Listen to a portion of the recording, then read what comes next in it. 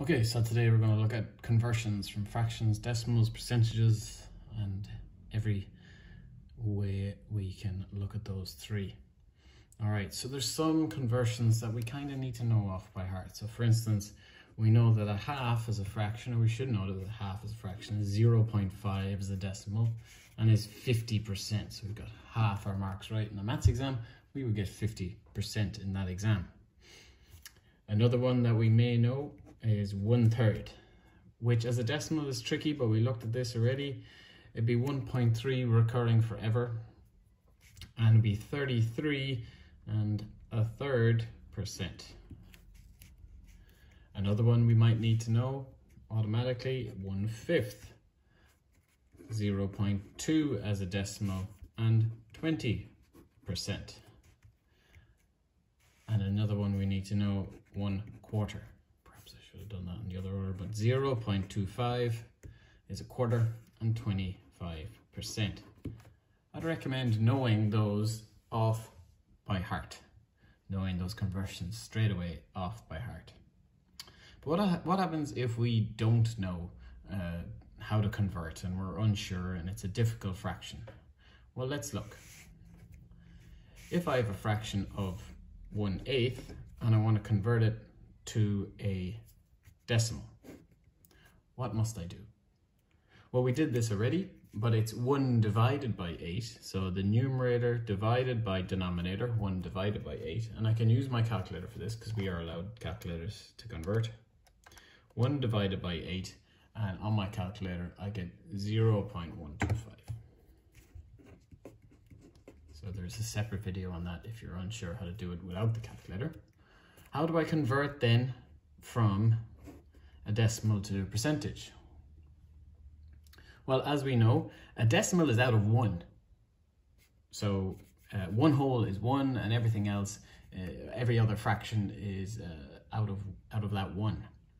So a percentage is out of 100. So I want to convert from 1 to 100, I would multiply by 100. So that's 12.5%. So move the decimal place 2 slots if I'm multiplying by 100. Now what happens if I have a percentage and I want to work back from a percentage? So in this case, let's look at 26%. So I'm not entirely sure what that is as a fraction, but I should be pretty quick off the mark as a decimal. So if I have a fraction, I want to get it to a decimal going backwards, well, it's inverse operation. So if I've multiplied going this direction, if I want to go back to where I was, I would have to divide by 100. And that'll be moving the decimal place from where it is after the 6, 2 spots, 2 in front of the 2. 0.26. Now, if I want to go all the way back, and once again, I did this in another video, but we're just going over it again. If I want to go all the way back to a fraction, how do I convert 0.26 to a fraction? Well, it's not one of my known ones. It's pretty close to a quarter, but it's not quite. But I know there's 2 spots after the decimal. So if there's 2 spots after the decimal, I am going to put this as a fraction over 100. 2 zeros, 2 spots. And I put the number as is over 100. Okay, but I would also have to simplify.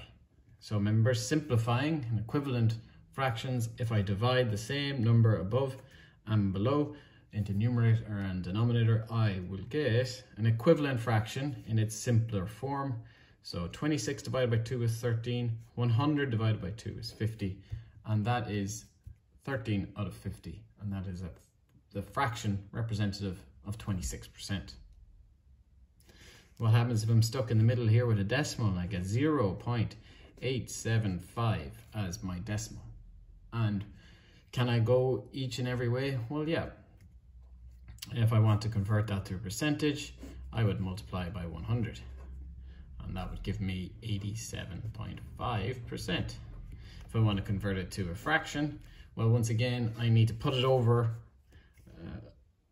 875. I need to make it into a fraction over something. Just pick those 3 numbers, and I think 3 numbers after the decimal place, that means we go to the thousands, and that means it must be over 3 zeros or thousands. All right, and then I can simplify this down. If you want to do this, you can pause the video and try and simplify it down. Hopefully you pause the video. Maybe you divide it by 5 a few times, but I think if you simplify it fully, you get 7/8. Dividing by 5, divided by 5, I think you can get to 7/8, and you have to divide by something else. Let me know if you can't do that. Okay, so they're basic conversions. I would recommend knowing the ones at the start off by heart, especially then you can always use these. So if I'm looking for 3/4, I just have to multiply this by 3 and this by 3. So it'd be 0.75, and 75%. If I'm looking for 2/5, I multiply this by 2 and this by 2. If I'm looking for 2/3, multiply this by 2 and this by 2. So you should know some off by heart. And if we don't, we can always use our conversions with a little bit of help from calculator, getting from fractions to decimals. Okay, so that's basic conversions, fractions, decimals, percentages.